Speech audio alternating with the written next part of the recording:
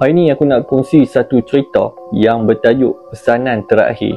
Jadi kalau yang untuk ampoi bujang duduk rumah seorang-seorang tu, malam-malam hati-hatilah kalau dengar cerita ni. Jadi cerita ni kita mula daripada awal. Ada seorang lelaki ni, kita panggil dia sebagai Faris.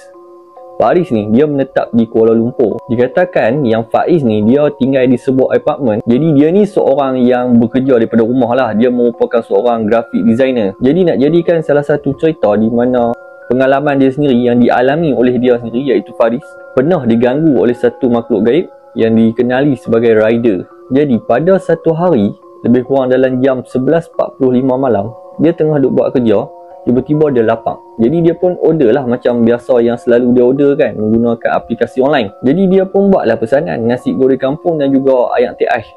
Macam biasalah, sedap lah kan. Jadi selepas dia order tu, dia tengoklah pesanan tu yang diambil oleh seorang lelaki bernama Ahmad. Tapi di profil dia tu tak ada muka, tak ada profil, tak ada gambar. Tapi dia tak fikir lah benda-benda macam tu. Macam kita lah, kalau kita order pun kan kita tengok siapa yang hantar kadang-kadang.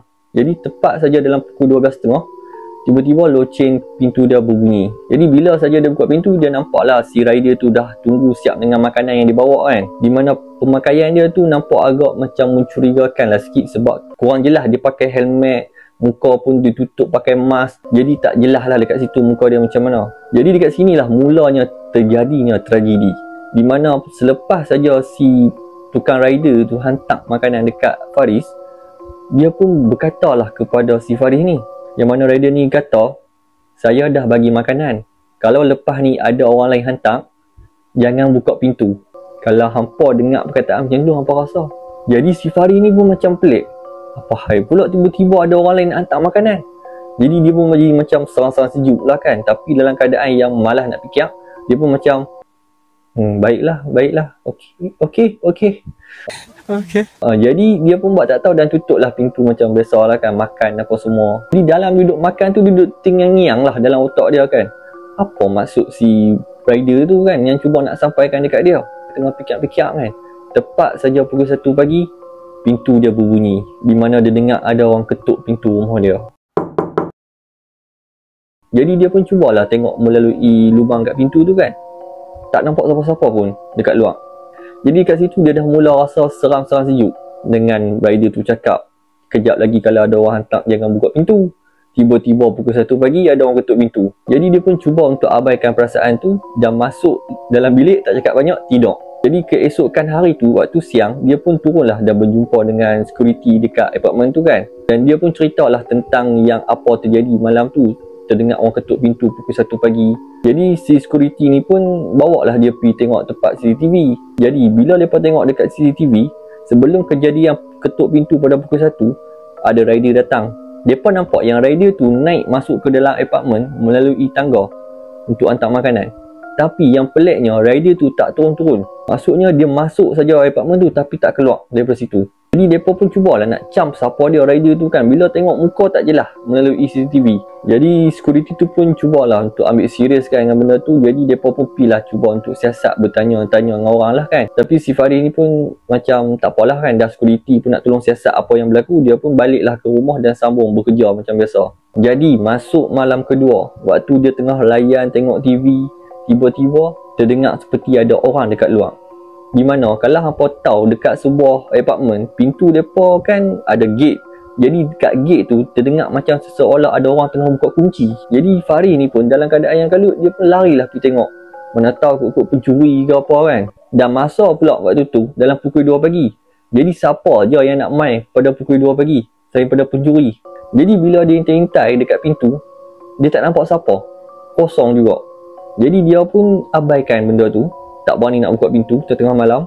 Jadi dia pun buat tak tahu, cuba untuk abaikan. Tapi dalam perjalanan dia nak balik ke ruang tamu, tiba-tiba dia terdengar bunyi gate lagi. Jadi dia pun dengan keadaan yang takut-takut, tapi dia cuba untuk beranikan diri untuk tengok juga siapa. Jadi lepas saja dia buka pintu, dia ternampak ada nasi dengan ayam teh ais. Jadi dia pun macam tengok kiri tak ada nampak orang, tengok kanan tak ada nampak orang. Order dak tapi makanan sampai.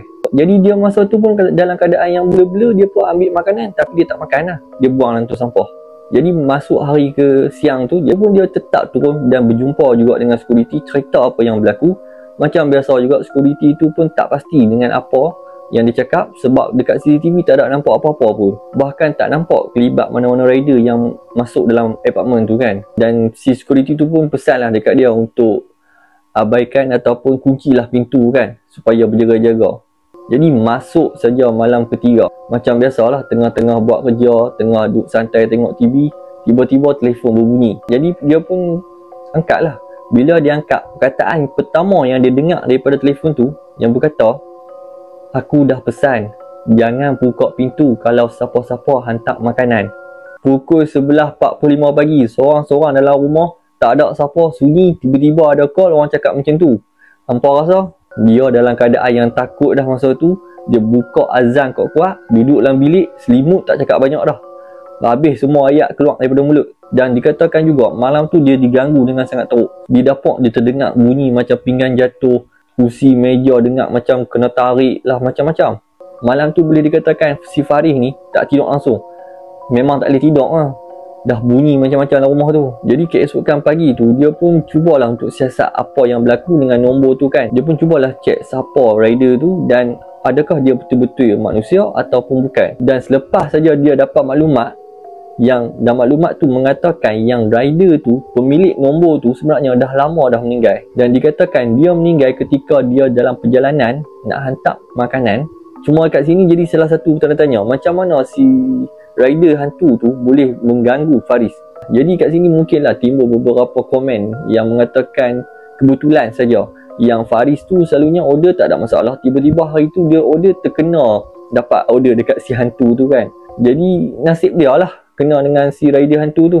Jadi pesanan aku, jangan pernah order waktu malam.